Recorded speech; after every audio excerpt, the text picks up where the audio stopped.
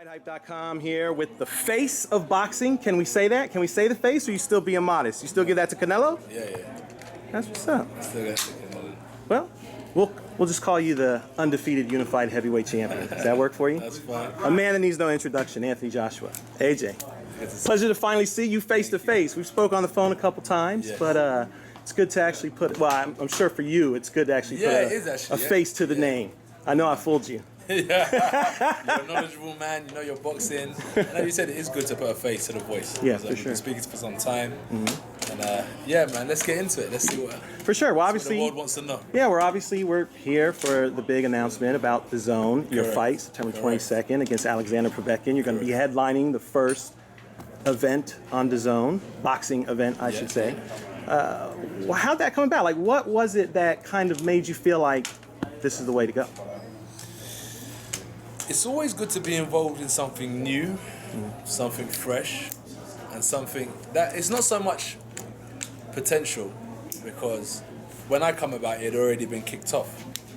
But something that, you know, something that's going somewhere. And I felt like this is actually something of interest, you know, and why wait? You know, I wanted to get involved early.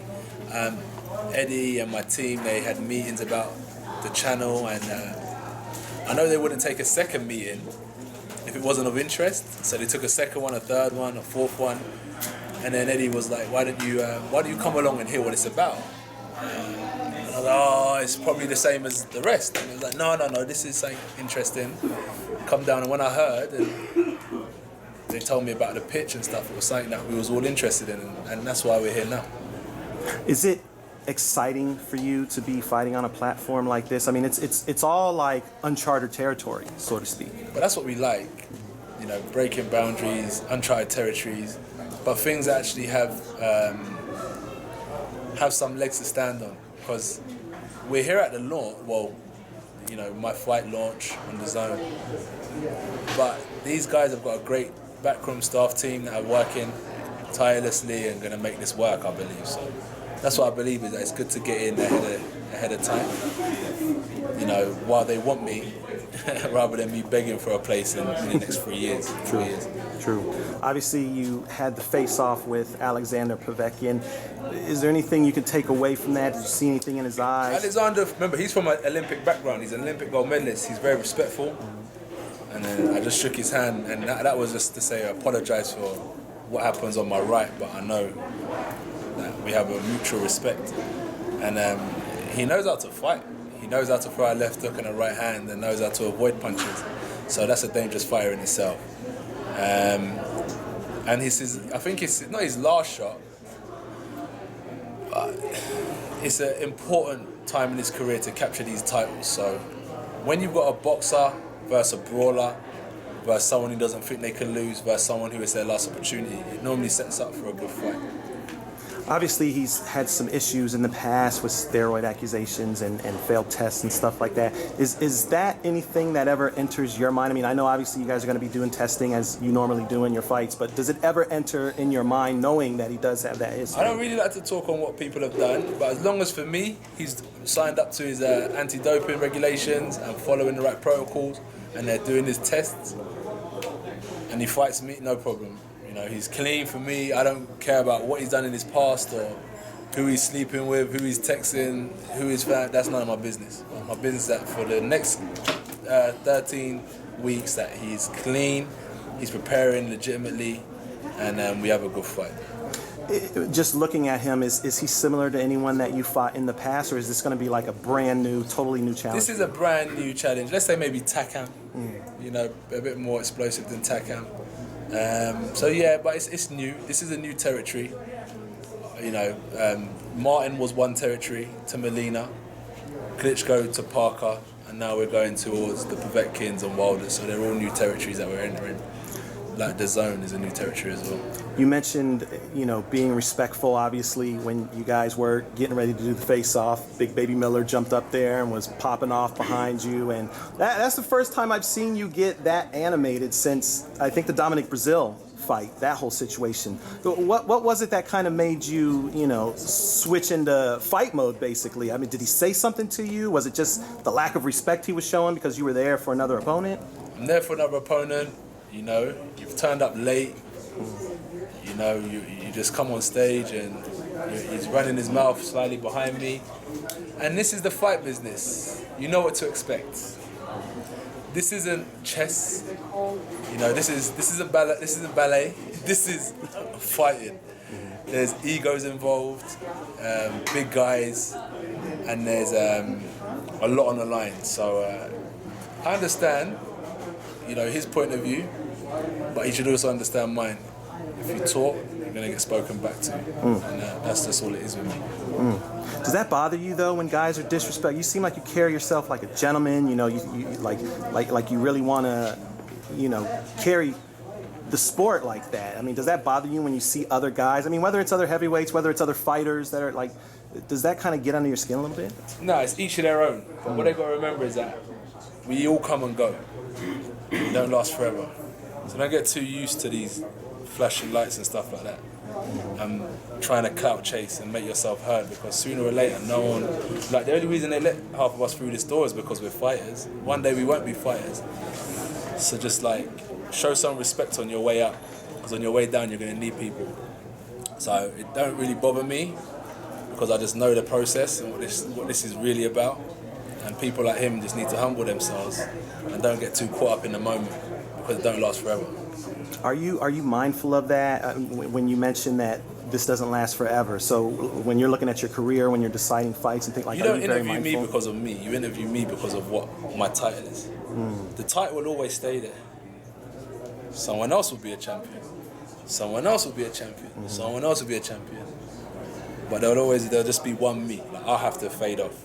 Do you know what I mean? So that's why I just know what it is. People don't bring me drinks or order me cabs because it's me. It's because I'm a champion. So when I am not a champion anymore, I would have to go and order my own cab and get my own drink. Right. So you can't get too caught up with the hype and what it is, and just see it for what it really is. But maximize while you're doing it, understand and plan for when you're not doing it, and treat people with respect, because character speaks more. It's so important. Who you are is important, not what you are. Who you are is more important. Obviously, I have to ask you about the whole Deontay Wilder situation. I'm sure some people are probably going to be mad at me if I don't ask every single question that they're dying to hear answers to. But I did have just a couple questions regarding that. The $50 million offer, you kind of addressed it out there, how it was part of a much bigger interview and people are taking it out of context. Okay, imagine this interview now, you take a 30-second clip and you sum up the whole interview. And it's you can't do that. You can't just take a quote from an hour interview and say, oh, well, he said that and that's what it is. What about the part before and what about the part after? There's always two sides to a coin. So ultimately, $50 million, I don't like to talk about finance, it's a lot of money. It's a hell of a lot of money. So with that being said, I was just show me the money. But unfortunately that didn't come through, or show me the general offer. So with the money comes an offer.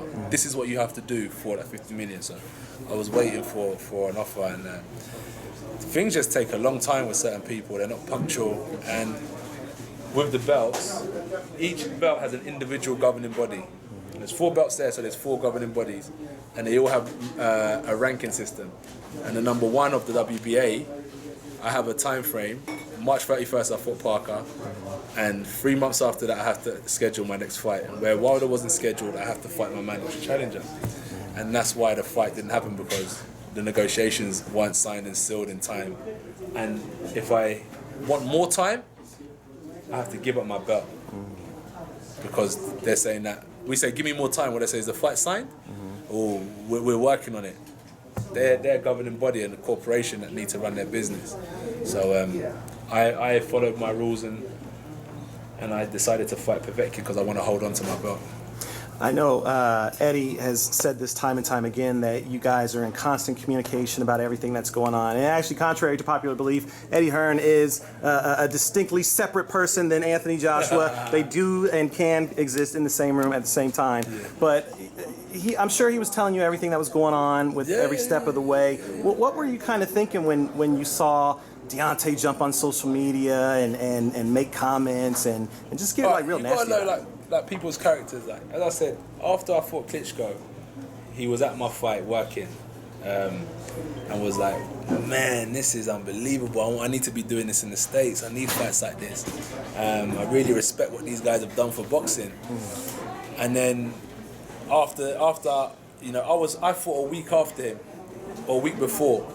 So when he fought, remember that was like, all this time, like I fight every 3 months or something like that. So after that, I was fighting Takam, and then he was like saying, started calling me out. I want to fight Joshua. I said, Eddie, has he been in touch with you about me fighting? Because it was only last week he was saying that how amazing it is, and he wants to do this in the States. So he said, no. But I said, well, let's get in touch then and see if this is real. And we've been in negotiations since the Takam fight. So as I said, like it's been a lot of talking and back and forth, but sooner or later, it has to come home, and that's why we booked the date. It's a lot of pressure because I've booked 2 dates in. Not to overlook anyone, but to solidify my position and say, this is where I'm trying to go and this is what I'm trying to achieve. September, win.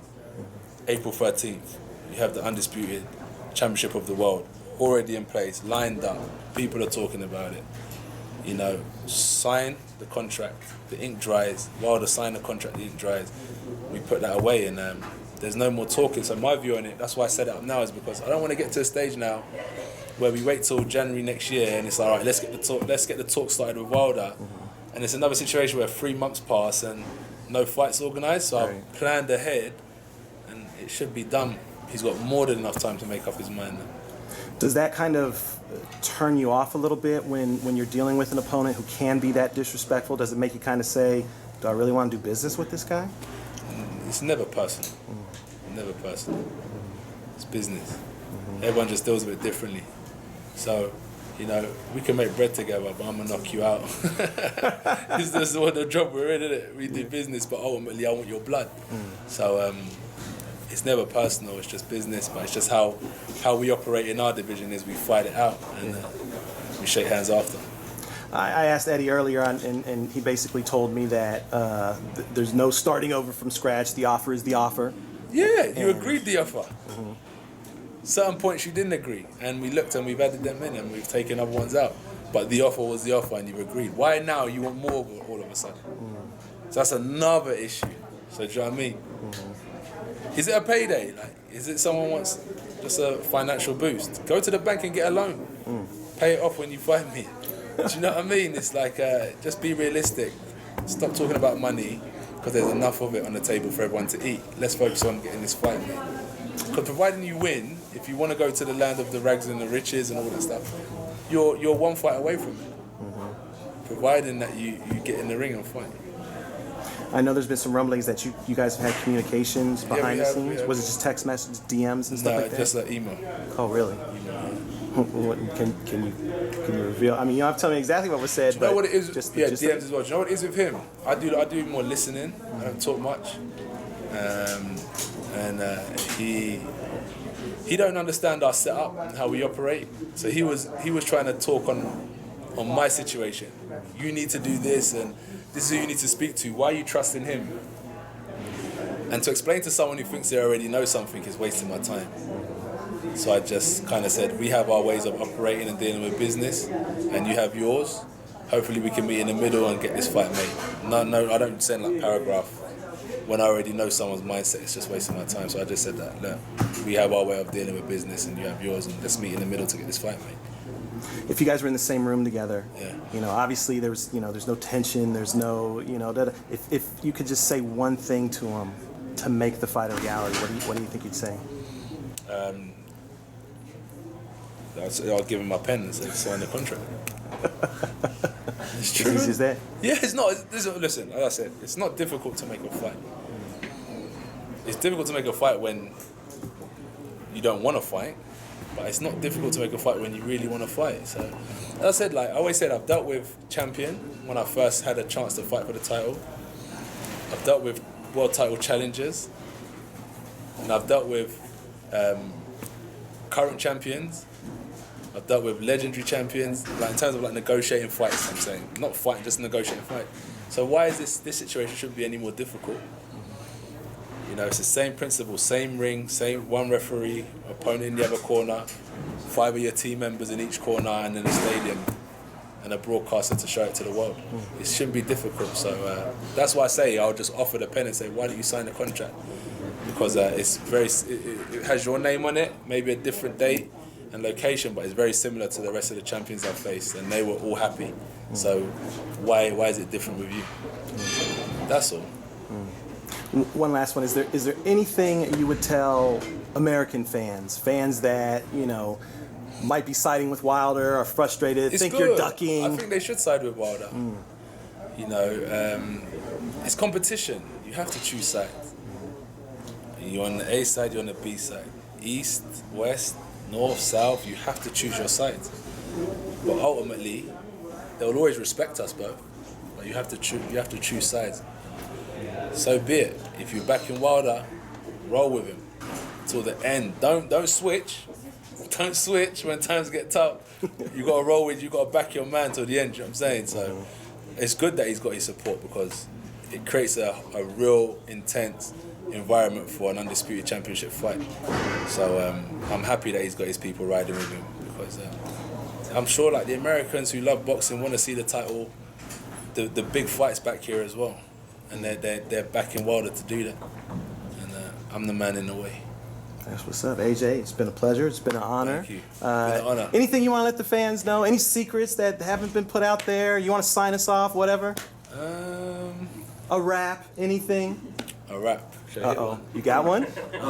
The new broadcaster is called DAZN. I'm about to catch a flight to England. I'm going back home. I've got to start training camp off fight soon. AJ's in the house. I'm leaving the room.